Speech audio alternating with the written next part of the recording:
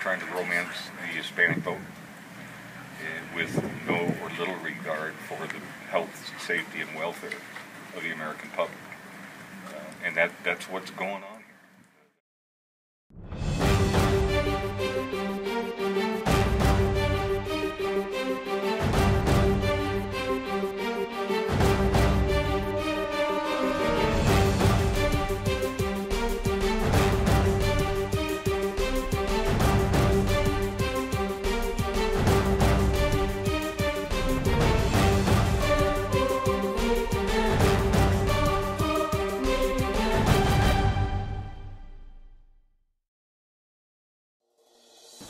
We're here in a place that is clearly marked with signs warning of the imminent danger because of our proximity to here, about what is happening here. And what is happening is right now we're in the reaches of the Sinaloa cartel with El Chapo in charge.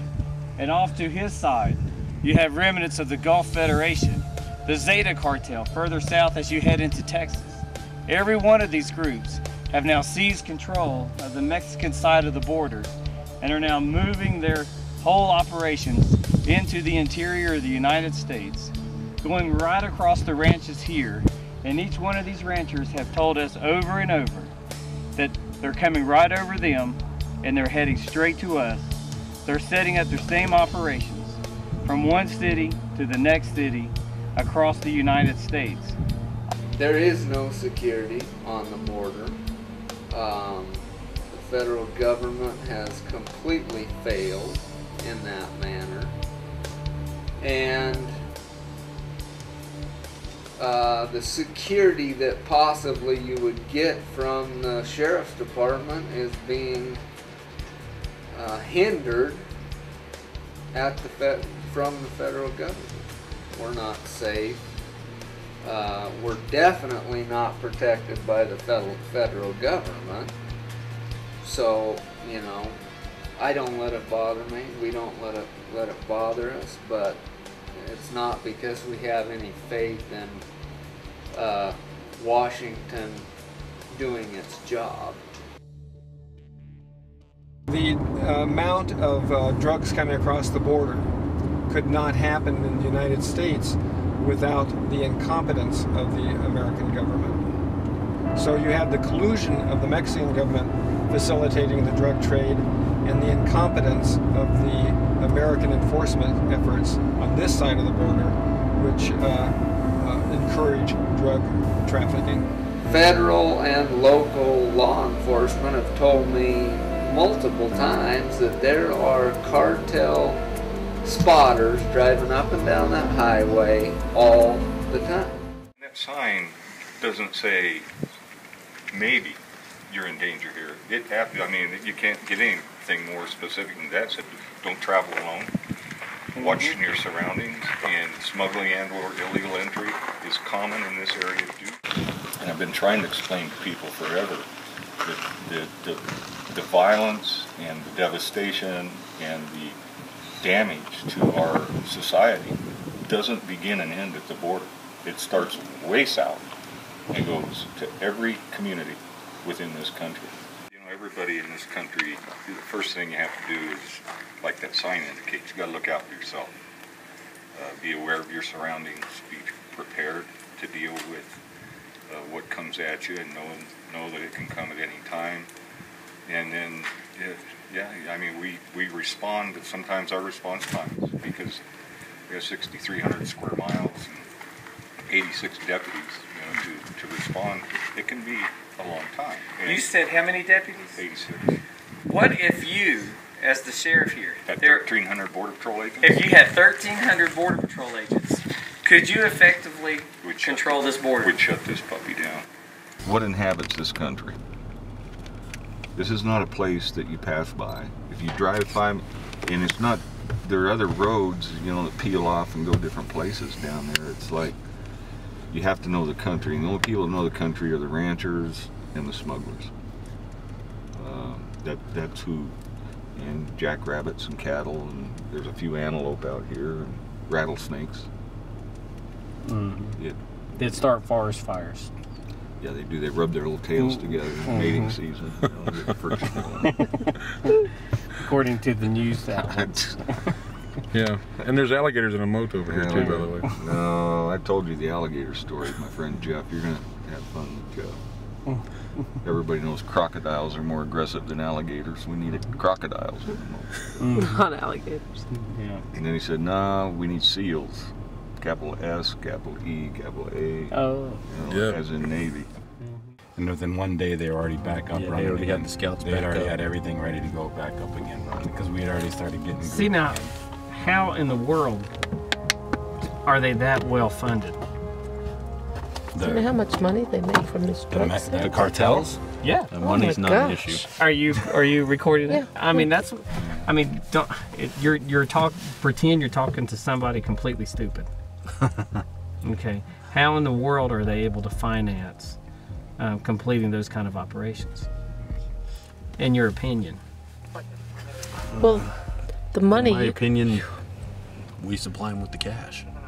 They send their drugs up, we send our cash back. And that's how they fund all this. And the drug prices haven't gone up. So if they haven't gone up, No, they're just then we haven't done any dent onto the drug trade. they're way more funded. They have more money than we do by far. by far. Probably more money than we'll ever have. Yeah, to fight this. Now, do you not think it's kind of scary that they could have an apparatus that stretches through a major part of American cities that's pulling people their direction? What do you mean by apparatus? Well, see, the only way that the fear that I have is that, okay, I'm in North Carolina. Okay, to see as many as we're seeing, they can't just be getting in a vehicle and driving to North Carolina. Somebody's got to be coordinating it Oh yeah. to that large scale. They run it like a big business. And it's if- extremely well organized with guys at different power levels without the organization that control transportation. What we're finding is just how much money is being money laundered in and out of the United States every day, which is going into the banks such as Arab banks. It's going into banks such as HSBC that we've seen in recent news, Wachovia, which was bought out by Wells Fargo. All are going to end up being slammed with different penalties, but nobody actually going to prison over what has happened. Dentist office. Dentist office. Travel agencies. Travel agencies. Check cashing services. Check cashing services at midnight. At midnight. You never know when you have the urge to cash that check, you know. You might wake up in the middle of the night and say, damn, I've got to I check. gotta go Yeah. to get my check. And that happens millions of times a night here in the Big Apple. It must, because otherwise they wouldn't be open at this hour. And so it goes. Jeez. And this is just one day, but you go, phone cards, another way of communicating discreetly. I mean, look at all the travel agencies. This is supply and demand. If they didn't have the customers, they wouldn't be in business. Correct.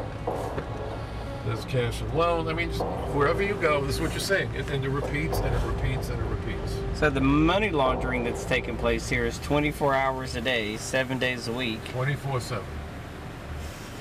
And sometimes you see these guys with backpacks, and you would just love to have x-ray vision, because you have to wonder what's in the backpack.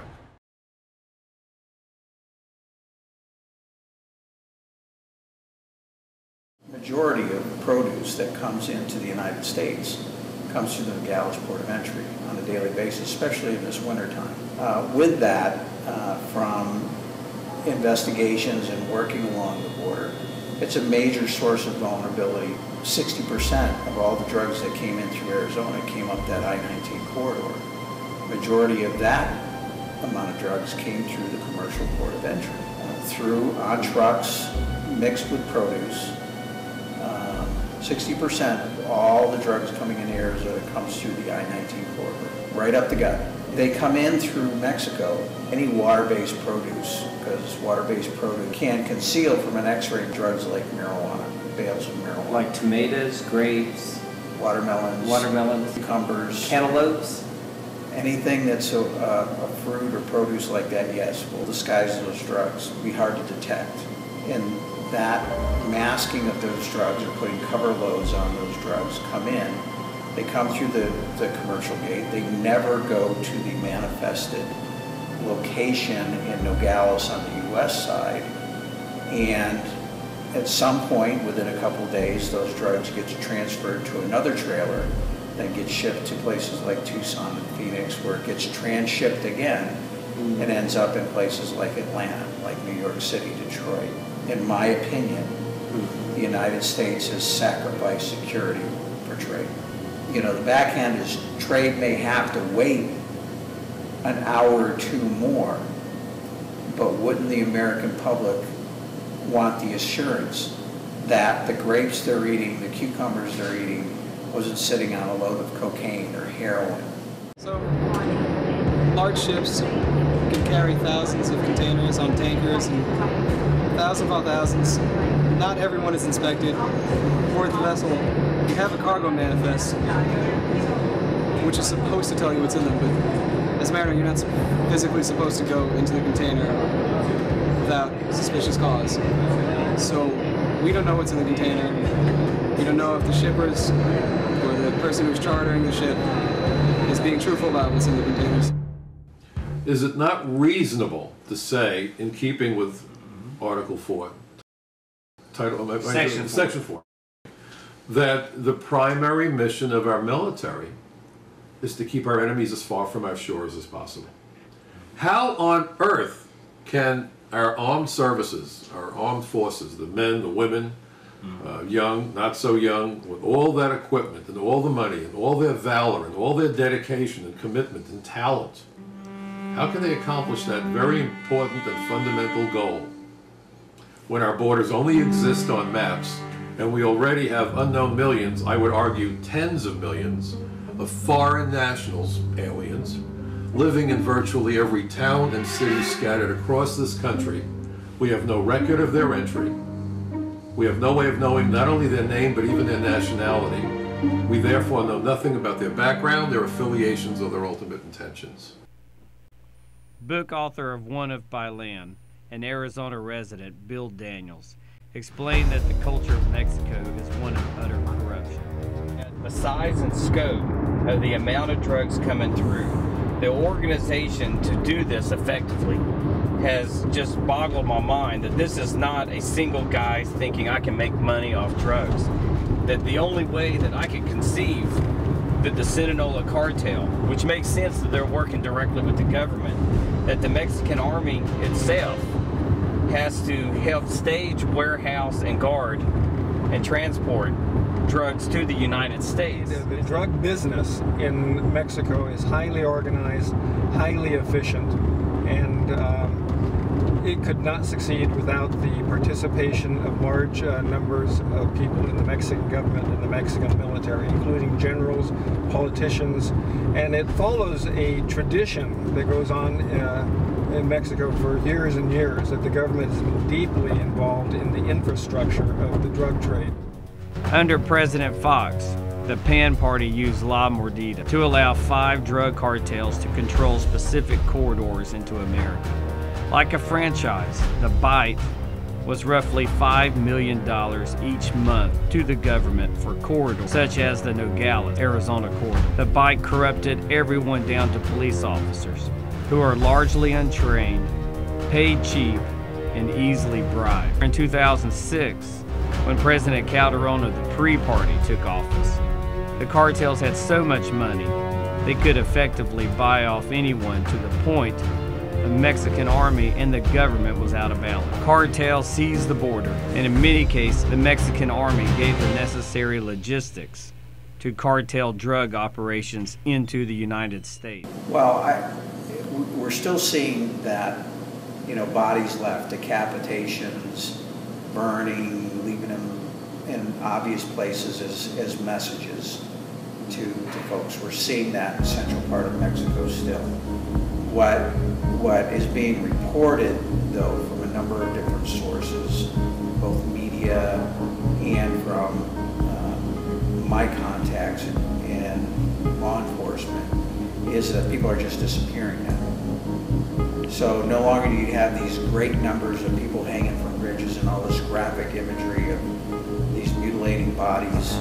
But what you have now is people just disappearing, and which is in as big or greater numbers than we've seen with the more graphic violence. So what do? They bring people in with the drugs, right? Because they know that they can yank that guy real quick. You mess with me, your brother disappears, your wife disappears, your children disappears. Unlike the Italian mob, which will almost never touch family, they first do the family. And they do it as brutally as possible. Think of all those corpses without the heads and the graffiti sprayed on the body. 50,000 people killed since Felipe Calderon took office. They're here. When we blithely hear from the Homeland Security, well, a couple of hundred cities have the Mexican cartels. Well, what does that mean? It means these same players that are doing the murders in Mexico are coming here. And why do they come here? Because everyone knows you mess with them, you die, your family dies, you go to the police, you're going to die. This is what's going on in America today. In my opinion, Mexico is rapidly approaching another civil war. I've heard U.S. law enforcement officers saying is that after this administration, the Nieto administration comes in, the only control that the government will have will be around Mexico City. And from that, the cartels will then unleash their violence on each other. Because the Sinaloa cartel under Calderon has really solidified, from West Texas to California, solidified control of the border in those areas. And that'll be in contention again. And those are the areas to watch to where the violence will start creeping up. And we've already seen violence in the Puerto Penasco area of Mexico. So we'll watch, we'll see, but those areas will be in contention again. When we see violence in those areas, those are going to be very bad signs of what's going to come. That the drug trafficking organizations control the flow of illegal immigrant trafficking or the human trafficking aspect. And my information is that this year is as bad or worse than last year in the number of deaths that are occurring out in the border. This just happens spontaneously.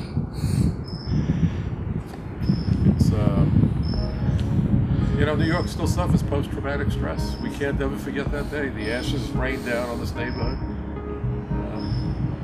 My drugstore guy told me that I guess it's half or 1 in 3 of all of his customers lost a family member.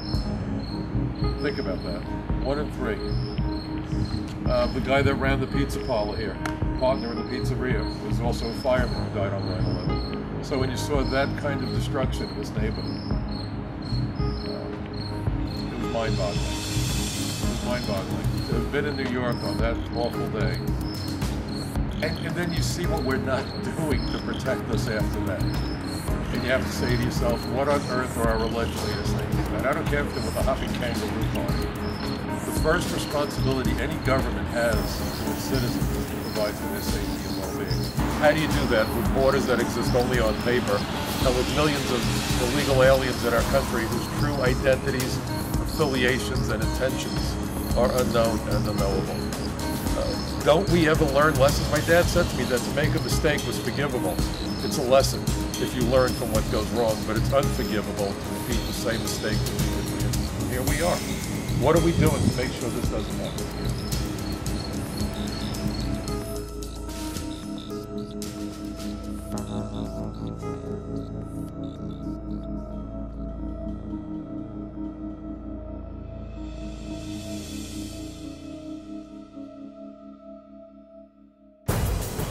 Reports have been surfacing since the War on Terror began that Islamic terror cells are building a worldwide network. First across the Middle East, then into Africa, where American hostages are currently being held in Nigeria.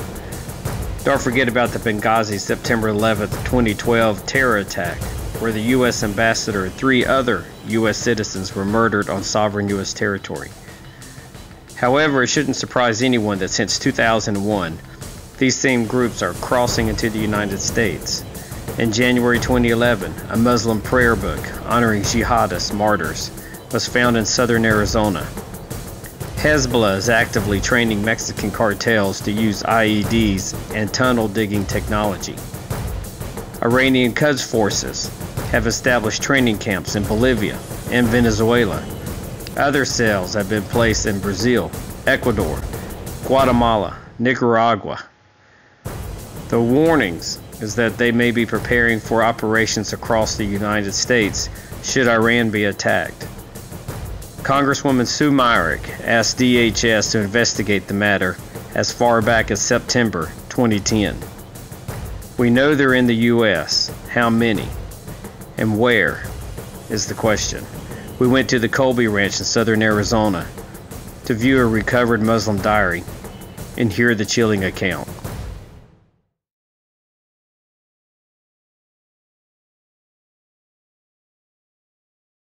And I picked up this backpack, and it was wet, whatnot. And anyway, I brought it up and put it in the garbage out back. She came in and she said, "Did you throw away this backpack that's in the garbage?" I said, "Yeah, I threw it away." And she said, "Where'd you find it?" And I said, "Down by the fence, about 100 yards from our house." And she said, "Did you look in it?" She said she found this book, and it was about 6 inches wide, and like an autograph book. And inside was written in Arabic, Spanish, and English. There was a phone number for Iran and a phone number for Canada inside of it. And you could see there's some in English, there's some in Spanish. Well, that's definitely Arabic. So this guy was not just looking for a job at McDonald's, I can tell you that. They shut down Palo Verde nuclear plant up by Phoenix, and they put a cordon of National Guard all around the property, a mile wide. And that was about a week after this. This was exactly a week after. But at any rate, they shut down Palo Verde nuclear plant a week afterwards, and this appeared. This was on the front page of the Arizona Republic, and it says here, down at the last couple of paragraphs, it said, "Clues that Arab people, their intentions unknown, were entering illegally from south of the border included a diary found last week in southern Arizona that was written in Arabic. Said Thursday that after translating the diary, the agency decided to launch an investigation into its source. She would not reveal what it contained. At Sky Harbor, security officials began random checks of cars and were preparing to check cars entering garages at Terminal 3 and 4 beginning today." Now the interesting thing was that the backpack was caught on the bottom of the barbed wire fence. We had a dog at that time, it's a Bandit, that she'd chase him off. And we think that he probably turned around and went back south through the fence in a hell of a hurry and got the backpack snagged on the fence.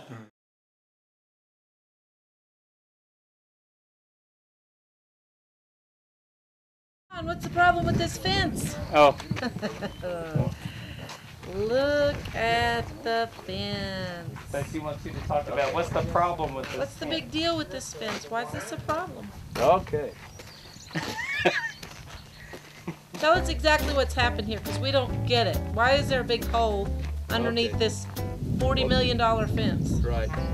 When they put the original border wall in, it was solid square tubing, and it's a 4-inch gap between them. They're staggered pipe, they're posts, whatever.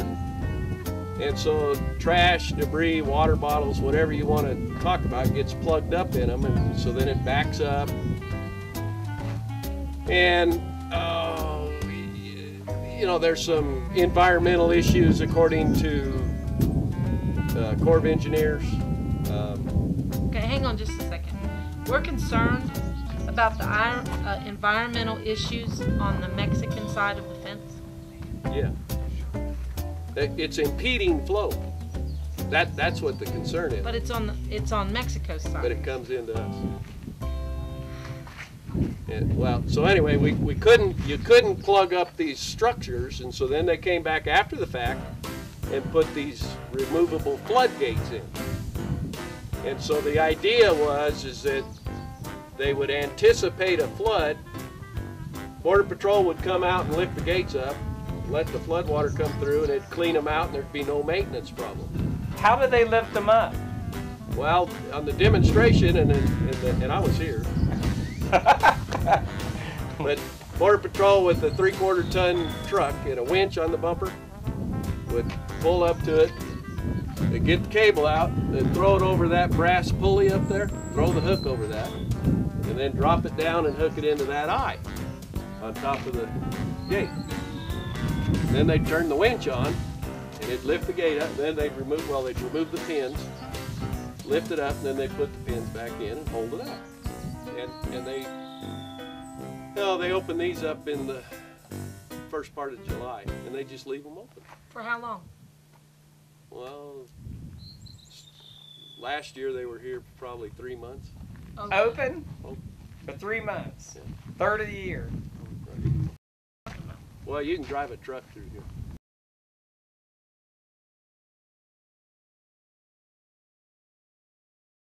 Patrol's not here. No, and that, I don't mind telling you this, but when they first started doing this, I put the barbed wire up to keep the Mexican cows out, and they really got mad at me for doing that. Wait a minute. So let me get this straight. You, John, The American citizen. That's your barbed wire that you put up. But this isn't. But the first year, this is the third year we've had this. But the first year they lifted them up, and I said, "Well, where are you going to put the fence up? We're not putting the fence up. That'll impede the flow of water." And I said, "Well, we need to impede the flow of cows, so we're putting the fence up." You've got to get that on tape. So you came out here and told the Border Patrol it may be a good idea to Yeah. to block all of the illegal cows that are moving in and out of the border, and they agreed, but not too happy with impeding illegal cows. You know, I was going to get in big trouble. I couldn't be messing with government property or anything else. I thought, I don't care. I'm not going to start putting Mexican cows back again. I'm going to put the wire up. Border Patrol agreed to put the wire up. But wow. Well, I hate to tell you this, but we have now been here Almost 2 hours. Almost 2 hours. Yeah. And we still have yet to even see one Border Patrol. How many vehicles do you think could come through there in 2 hours? Well, as many as you want. We've had to turn around and fly back to it because a drug operation has just happened. They have actually broke through the Border Patrol fence and they've broke through the rancher's gates. They took off at high speed in a Nissan pickup truck, and we got the call and we're trying to head in there. We think that there could be Border Patrol in that vicinity and possibly one sheriff deputy, but we're meeting the rancher and speeding, trying to get to it. Another day in Cochise County where the 7-foot clearance took place that we were at earlier. The Mexicans that made this, oh wait a minute, or the OTMs, whoever they were, in a Nissan pickup truck. Drive it right through. Correct, in 24 hours.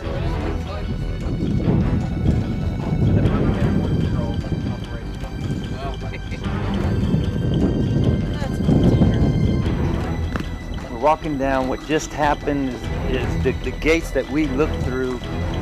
It was just this morning that we were here at these gates talking about the possibility of a truck driving through these open gates, and that's exactly what just happened. And yes, right here is where they cut the wire. We can see it. Look right there. Look, folks, we were just here today. Look. They cut this wire, and then they wrapped it back. Once they drove through, we can see the tracks. We can look up here and just see where they drove down the mound. Look at the bank right there. But look, we got footprints here. Right there. These were not here today, folks. We were just out here today. We measured this, and we told you this morning that it's big enough to drive a truck through. And right here we can see how they came just right down through here. They cut these, they put it back so that it's not so noticeable. And they went through John's property. In broad daylight at about. For farmers and folks in North Carolina, you can tell by looking at that brush that it was recently just a couple hours. Driven over.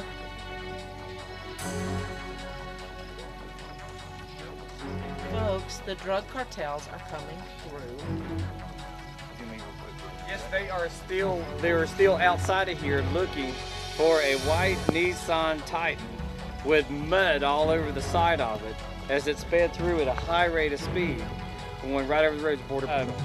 Not only did we just have a drive-through cutting the wires here with the Border Patrol fence and then cutting Rancher Ladd's fence here, but the Sheriff's Office just informed us they've got intelligence that came in that the people coming through now to expect body armor that they would be wearing, which is unusual. They don't really have that report here of late. So this has just happened. We're here reporting it today with the Sheriff's Office here. Border Patrol just came by us.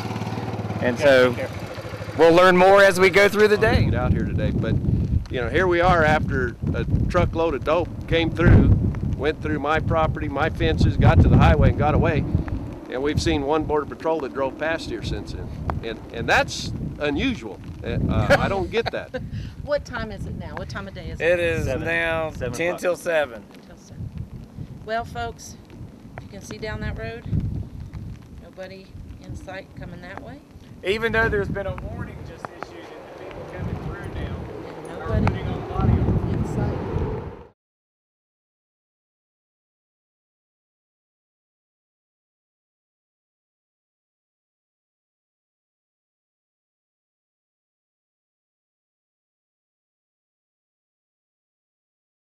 Law enforcement I really worry about, especially when you see the vest, the weapons, and the technology that they have. And when you say vest, this would be considered Class 3 body armor that was at this last. Yes, probably so. Any kind of body armor is basically, you use body armor to keep yourself from getting shot. And, you know, really it's hard to justify anybody other than law enforcement who does that on a daily basis. Why would you be having drugs, large cash, and body armor together unless you're basically committing crimes? So you're basically seeing here what is being seen in Arizona and elsewhere. You're seeing black tar heroin. Yes. Methamphetamines. Yes.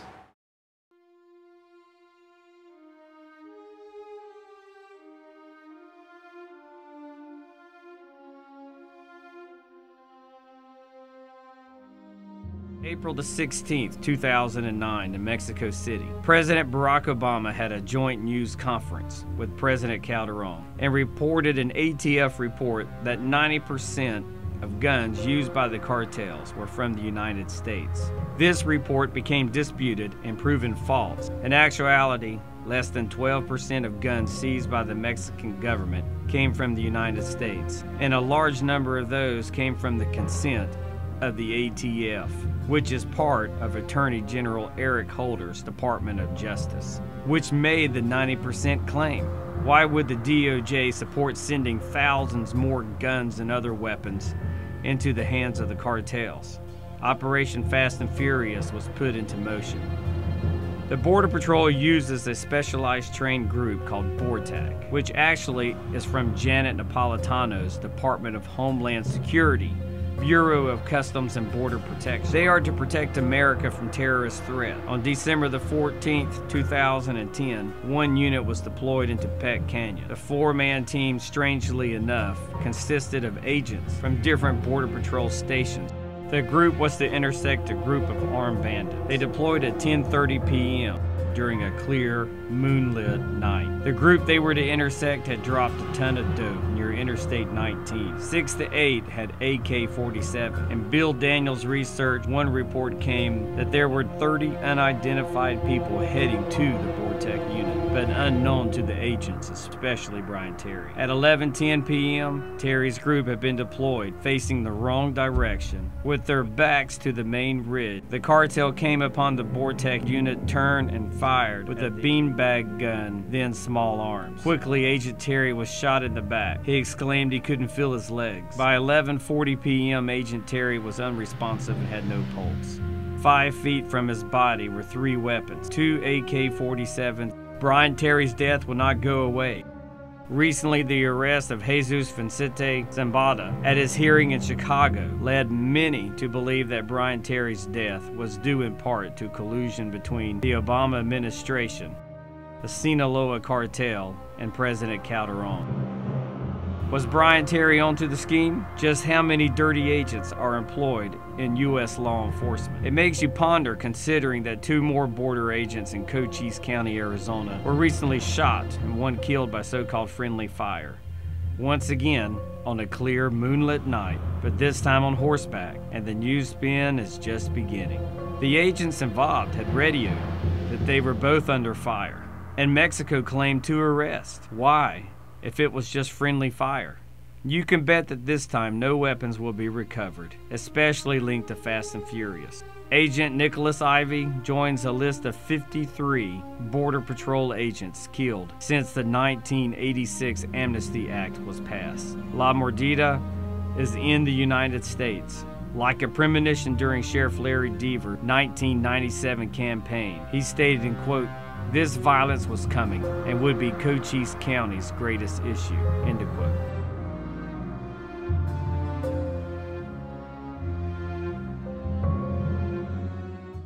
People have to lock their doors, their vehicles, because they're looking to travel and bring illegal substances, and like it's all drug use basically now, where before it was a better life, and so now it's not safe. She was explaining all this, that, and the other, and I understand what you're going through, and I said, hold on here. I said, where do you live? Well, I live in Tucson. I said, are you afraid to go outside and let your little dog out to pee at night because there might be somebody in your yard? I don't think so. I said, you don't understand our problem. You may sympathize, but you don't understand. Can it be stopped? Can America regain control of its borders? Well, yes, according to Sheriff Deaver.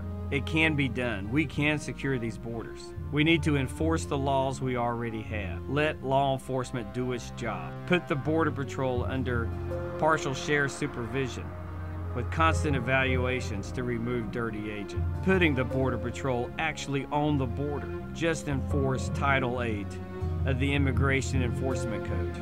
It's time to stand up.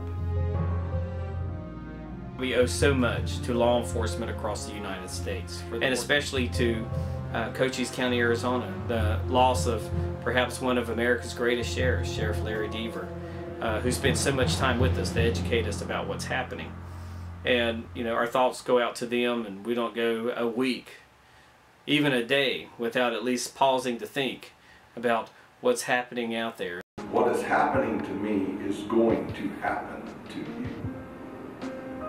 Like I told you earlier, I have not that I'm a nice person. I have done some bad things, but I have no criminal record. I've never been arrested. I've never spent a night in jail. I've never been on welfare. I've never been without a job. I've never been divorced. I've been married to the same woman for 35 years. I've raised 2 sons that go to church. I pay my taxes. And all of a sudden, I'm the enemy.